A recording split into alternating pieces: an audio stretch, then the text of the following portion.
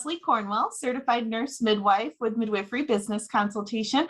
I have Jenny West, a midwife that has extensive experience, and we had so much fun chatting before hitting record. I was like, let me introduce myself real quick and let's hit record. These gems are too important to miss. So thank you, Jenny, for joining me today. Thank you so much for inviting me. Yeah. So Jenny, tell me about your midwifery journey. You can go as deep down the rabbit holes you want. I'm very excited to hear park ranger to midwife. So let's start from the beginning. Yeah, I'm third generation National Park Service. I knew in school and college that I was going to wear the Smokey the Bear hat, which is really the Forest Service, a little different than the National Park Service. And yeah, I just knew that's what I was going to be when I grew up.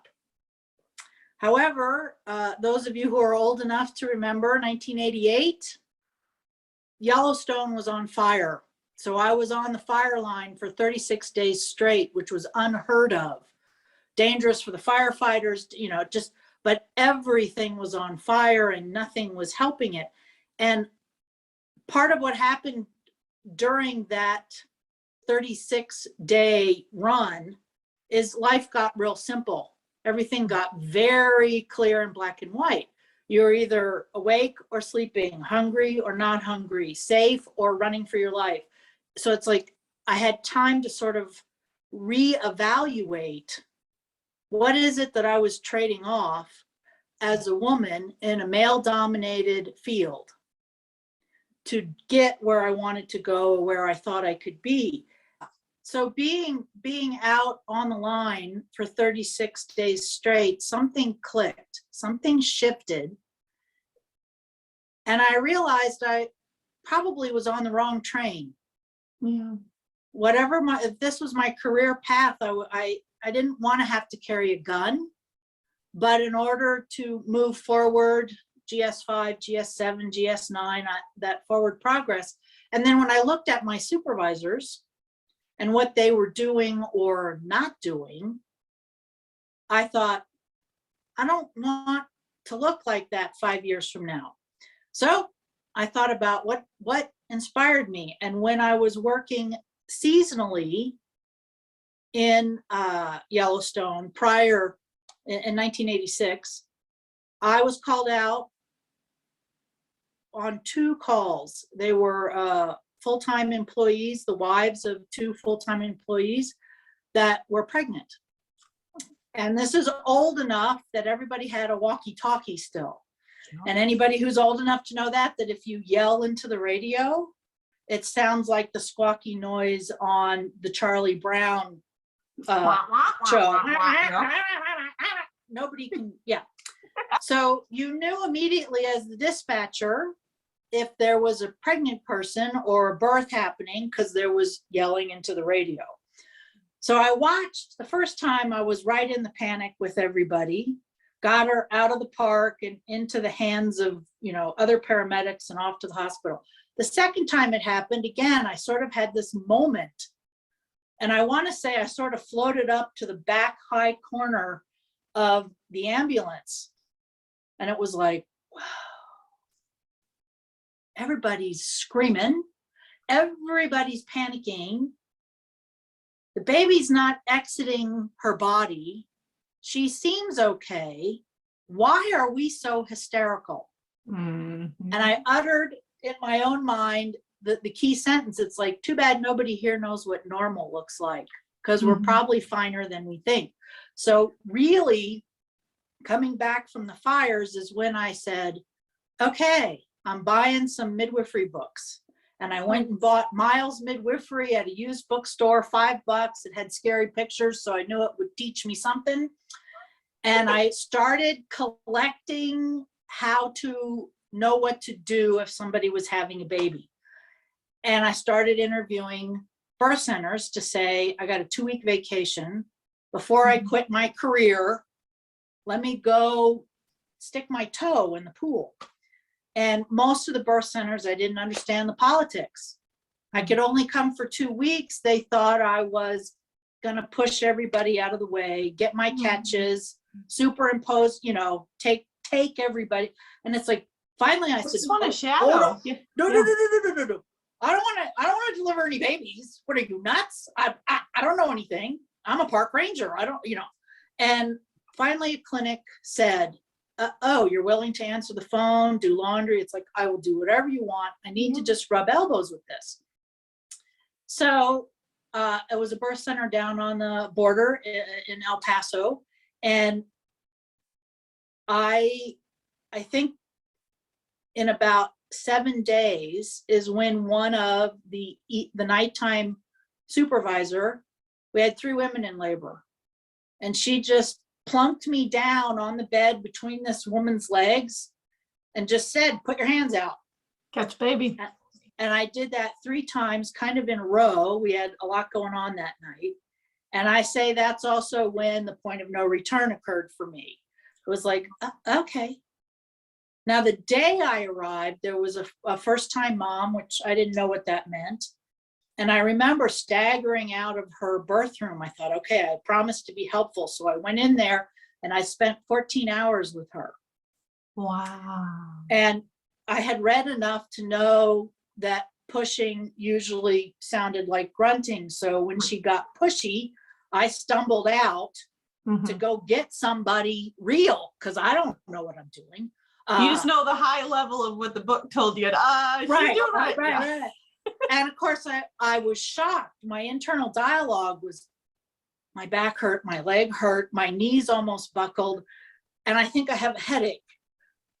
Fighting fires is easier than labor sitting. But I went and got whoever was on call, first on, second on, and supervisor. And yeah, I don't know what the instructors there saw, but like I said, 7 days into my test trial, I was receiving babies. So I went back from that and quit my job, packed the car, went back down to the birth center. And at that point, you did 3 months. Okay. This is long enough ago. This is 1988. I did act on my aha moment on the fire line, and ended up down there for 3 months because in 1988, Texas didn't have licensing, but you had to have a permit, like a dog. So I was a permitted midwife, and based on what was going on at that time, in 3 months, and we did 30 births a month. I took my test on April 1st. So I had a Texas county permit. The owner of the clinic begged me to stay. And I was like, I couldn't have articulated it then, but it's like, what I know now was what I was reacting to was, don't trust your reputation to me. Yeah. I haven't even been a midwife for 10 minutes and you're begging me to stay. It's like, what's wrong with you? I got to, now that I have this piece of paper, I got to go get more training or something. I knew it's like, what are you thinking?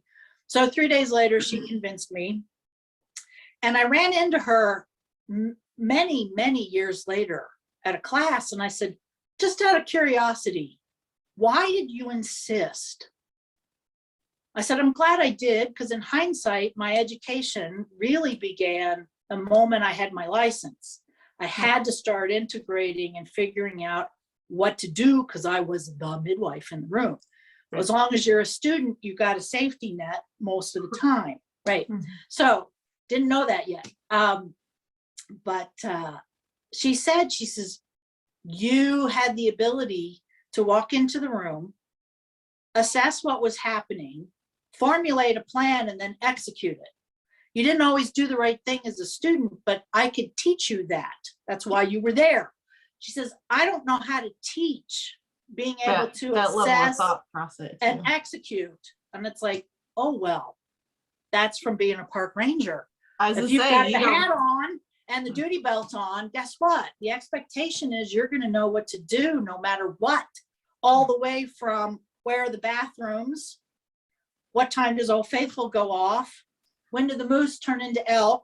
Oh, and by the way, a buffalo gored my husband from groin to ankle. That's when I decided I needed to become a paramedic, because I didn't know anything about that either.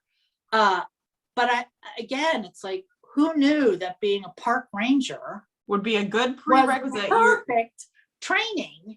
Yeah, for you are a the midwife. first midwife with the prerequisite of park ranger I've ever heard. Well, you know, and again, dating myself, when Carolyn Steiger wrote Becoming a Midwife, I was still working at Petrified Forest National Park when that book was available. And I called her and I said, I need your book. I need to know how to do this. I'm thinking of quitting. And I remember her saying, you're that park ranger. And it's like, how does she know me? And I can't remember what she said now. Yeah. But yeah, I highly recommend it. Yeah. If you want to have two careers. Yeah. And of course, if my mom were still alive, she would have said, oh yeah, this is what my daughter does. She's going to now do this for 2 or 3 years and then decide she has to become a pilot. So just totally another thing in left field. Yeah, just, you know, so apparently I have a tremendous capacity to intake information and skills and then do something. Adapt and react. But I think the biggest thing is you act on it. I mean, so many people have great ideas. So many people have wishes and hopes and that human nature of too much routine and too much comfort zone. You're a person that it's very easy to see. You're willing to learn new things and jump out of your routine. It's and that's very few people, because that's not a typical human nature to just say, hey. Yeah. And it's funny, you know, a lot of people would say how brave I am. And I thought, really, the internal dialogue is what a chicken I am. Aww. Because the realization was, and it was in federal law enforcement school, I have to thank, there was a park ranger that worked at Corpus Christi that, you know, kind of helped me integrate it, because it was like, I can't quite put my finger on it. That, you know, I'm the law enforcement officer, and yet why am I so nervous? I know something's wrong here, but I can't quite put my finger on it. And that's really what did it. Was it's like, if I have to carry a gun and act like I'm in charge here, get out of my way, I'm the park ranger, what are you doing in my park? Yeah, it was like, that doesn't fit your personality. It didn't. Sure. Well, yes and no. Okay. I mean, it was very interesting to hear what my coworkers said. It's like, oh yeah, when Jenny starts calling you ma'am or sir, you've had it. She's busy adding, there's 11 Code of Federal Regulation stipulations that you can add to any ticket if you're annoying the officer. Okay. And nobody argues with them. They're very, you know, straightforward. Just it's like, yeah. So I heard it all the time. It's like, I want to talk to a real ranger. And of course, usually they're seeing me from, you know, the chest up. And of course, as soon as I walked out of the entrance station or wherever it was, and they saw the duty belt, it was like, is this real enough for you? Yeah. I said, I'm happy to call my supervisor, but I'm sure he won't be happy. So yeah. You know, I think maybe the woman empowerment side of you comes out. I see that feistiness where advocacy and more rights of equal for professions and just choices. Right. You know, it's like I took the same training as everybody else, but still it was also timing. You know, I remember and grading the homework for the history of midwifery, that those timelines, you know, I remember as a young teenager, my mom having to get permission to wear a pantsuit to work. So I have that. Now we know about epigenetics and what happens when you're in utero and what happens the first 5 years of life. So yeah, I was in that mindset that I was supposed to be a good girl. Yeah. And how dare I become a park ranger and then be good at it. Yeah. In hindsight, I wonder if that was really the threat. Yeah. Because I was also the firefighter, structural and wildland, you know, but we now know in hindsight, what I was a teacher. Yeah. And most park rangers, that's the biggest part of your job. Yeah. Is, you know, do you understand why you ran the stop sign? Because you were slapping your kids in the back seat because you've been in the car for 12 hours. You're on vacation. Get out of the car. Actually enjoy this. Don't now, of course, everybody takes pictures and enjoys it on the rebound. Could you be present and enjoy this? You're not going to drive to Glacier tonight. Do you have any idea how far that park is? You know, So yeah, what you do mostly is educate, which then of course as a midwife, I say that's my biggest job. It isn't showing up when the baby's coming out. It isn't scheduling the prenatal visits or being on call. It's making sure that the client in front of you has the most accurate evidence-based information.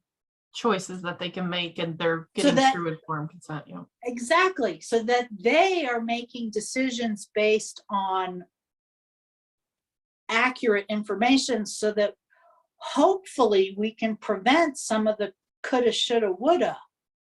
Because of course, as a midwife, the second baby, the third baby, whatever time it takes for that person to say, I know what's waiting for me if I do what I always did. Yeah. So of course, that first visit is usually a big long list of what I'm not going to do. It's like, okay, let's start there. Now, can we shift gears a little bit? Let's fast forward to telling your birth story. What are the parts that you would like to tell? Baby's in your arms, you did it. Yeah. What would you like to be able to say about this pregnancy, this labor, this birth, this immediate postpartum? And I should have a camera going. The shock of, I get a vote. I get to think about what I want instead of what I have to accommodate. What's being done to me, or what is the system telling me I have to do? Yeah. You know, and of course, COVID threw a big wrinkle into what we could and couldn't do, and how much fear then got reintegrated back to the next level. Any of these decisions. You know, the first few phone calls, there was huge education that just because you're afraid to go to the hospital, we're not just changing geography. Yes, I can take you as a client, but do you understand what you're asking for when there's no epidurals? If you've had 3 babies with epidurals and you like your pain management, you're probably not a good home birth candidate. Well, you may or may not be a good candidate, but let's talk about a few details before you launch in. And then of course, here in New Mexico, Medicaid is a big factor. And of course, Medicaid is not a sustainable business practice. I do not take Medicaid. And it's funny because there was a midwife that moved here from New York that we sat down. It was one of our first meetings that it was like, what makes us different? Like, how come we get this? And we started looking at big patterns. Melissa Cheney has told me I'm secretly an anthropologist because I'm always looking for patterns. And what we came down to was both of us were single. We didn't have a second person or partner or secondary income. Nobody was giving us money because we were cute, or doing the laundry or whatever the rules are. And we had both worked in states where it was adversarial. You didn't want to admit out loud that you were a midwife. You know, I had some experiences when I worked in Montana that you were hard pressed to go to the hospital. You had to really need what they did there to go subject your and then client. You get labeled a train wreck because you waited too long, so you're kind of in a vicious cycle. Yeah. Yeah. I mean, I had one where I was called in. I wasn't the midwife. At that time in Montana, naturopathic physicians, it was legal for them to attend a birth. And the client called and said, we interviewed a long time ago. We've had the baby. We're not comfortable with who's here. Can we pay you to come? And the deal was that they were going to have the baby, but have the placenta at the hospital because that's how the insurance would pay. I don't know. There was all these layers of things. And the upshot was I got there in time for the baby to be born, but there was a hole in the cord. And then I found out that the water had been released for days and days. Baby was having trouble breathing. We ended up at the hospital, And of course, it's still ingrained in me. My chest is contracting. I can hear the doctor's voice. And who brought this woman in? And it was like, it's like, are you going to take me out in the parking lot and shoot me? I did. Yeah. But jammed up the x-rays into the little lighted thing. And he says, you see that? There was about a walnut size amount of lung tissue on both lungs that was working. Whatever you did saved this baby's life. And then stormed out. And I was like, okay. Oh, okay. I just got like half ridiculed and half complimented, mixed feelings. Yeah. So part of that arriving in New Mexico, back to looking at those, what criteria, where did I want to practice, was which states had the best regulations. Yeah. And that boiled down to Alaska, Utah, and New Mexico. And I did enough homework calling different midwives in Utah that I learned it's hard to get paid. Yeah. Or their definition, let me rephrase that. Their definition of getting paid in the early 1990s was $300 for a birth. And the mindset was that, well, you were going to do a lot of births, so it would work out. And it's like, I know inflation is high, but I don't think it's that fast up. Well, and back to, if you can just do some basic math, yeah. If every birth is 300, how many births do I have to do a month to break even, pay my rent, blah. Right. It's like a single, can't do it, can't maintain it. So I drove to Alaska. I thought I was going to practice in Alaska. Was exposed to the boomtown mentality there, that, when things were tight, when it wasn't fishing season, nobody paid anybody anything. Yeah. And I just decided, man, I don't know if I can tough out an independent practice and those for half waves. Yeah, half the year basically, and then hope people remember to pay me. So ended up in New Mexico. So looping back to the patterns that we saw, working in states that were adversarial. New Mexico is very supportive of its midwives. The regulations state you have to, and the list is pretty good, if you're going to attend a birth at somebody's home, not a birth center, not an extension of a medical facility. You're required to carry oxygen, Pitocin, Methergin. You're required to know how to start IVs and give antibiotics if the person's group B positive, if they want it. There's also great paper trail that if your client wants to refuse, so that's how I ended up here. And being single, in that I had to earn a living, I had a mortgage payment, and then working someplace where they didn't like you, and then moving to someplace they did. Wow.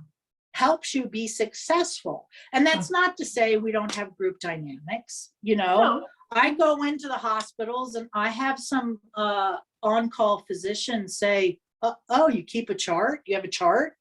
It's like, yeah, I dress myself and drive too. How about that? Yeah, I can chew gum and talk at the same time. It's quite impressive.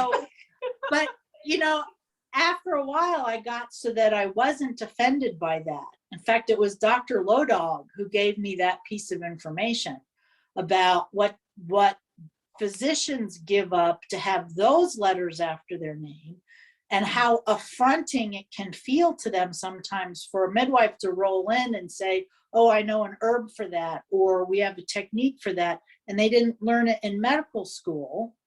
Yet they gave up their lives, their marriages, the list is long. So it's like, oh, thank you for that.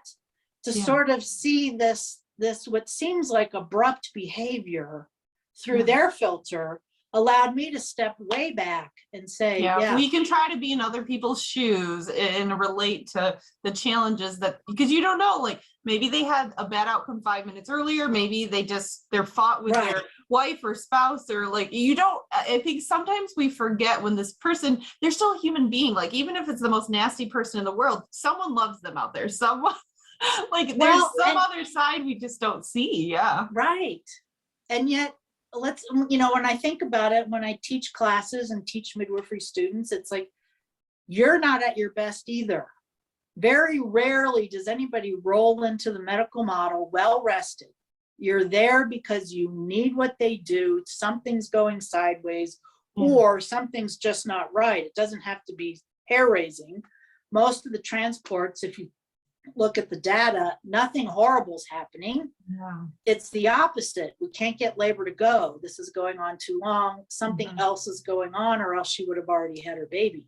But yeah, that changed all of that, that I could just sort of be this observer. I'm there for the client. I'm not there to make friends or please anybody in the medical model. They have their opinion of me, good and bad. Yeah, you're not hired by them. You don't have to play. Right. I mean, you don't have to work with them on the next shift. It's a totally different dynamic. Your role is to advocate for the client you're serving. Right. And I mean, it's happened to me a few times where the client has said, why are you yelling at my midwife? and then you can calmly say, yeah, why are you yelling at me? I mean, you don't have to say I'm gonna sit behind her. She's protecting me, right? Yeah. Yeah. And yeah, the some of the things that occurred to me, of course, back to the political nature of birth, depending on where you're birthing, truly the geography, if you're in the medical model, depending on what state you're in, 50 states, we got 50 different countries because we got 50 sets of rules. Yeah. And most people have no clue. And then 5 different educational pathways for midwifery on top of that. Oh, well, that's a whole other talk. That's a whole other talk that, I mean, and I scribbled notes when you contacted me. The last thing I wrote on my, like, what should we talk about list was, have we gotten so invested in the piece of paper and the criteria to say I'm a midwife that we've forgotten the point? Yep. So yeah, I think that's a whole other topic. Yeah, I know. I'm thinking we're at 35 minutes, Jenny. What I'll do is I've got a list of a bunch of, I definitely think we need to have a series. I think you have a wealth of knowledge and there's so many great topics we could talk about. So I'd love to send you another invite for a couple months from now, right before the summer, and we can dive down these other topics. We'll write them down and remember the educational directions. I know you and I talked offline, like even water birth, you're an expert in that. So I'd love to do a talk with that as well. All right. Well, I hope I didn't sound like a crazy person. No, I loved it. I mean, honestly, I was like, I wish we'd have booked 3 hours, but I don't know how many people are going to listen to a video for 3 hours. I think they get about 20-30 minutes and then they're like, okay, let's break it. Let's have a separate subject. So thank you, Jenny. I really appreciated your knowledge and wisdom and your story of being a park ranger. I'm going to remember that forever. That's awesome. My pleasure. Thank you. Have a great day. You too.